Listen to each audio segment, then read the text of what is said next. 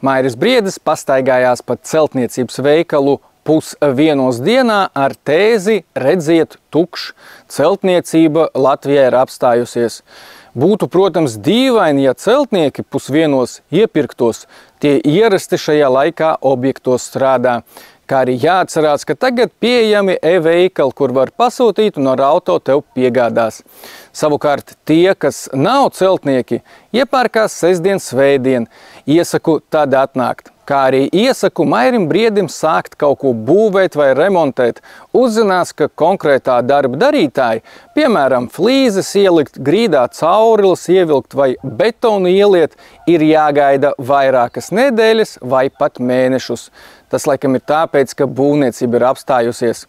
Es esmu pārliecināts, ka Briedi nākamajās vēlēšanās ievēlēs, jo patīk mums sportisti, kas acīm redzamās lietas pasniedz kā ko neredzētu. Būtu interesanti uzzināt, ar kādu praktisku piemēru viņš plāno būvniecību Latvijā atdzīvināt.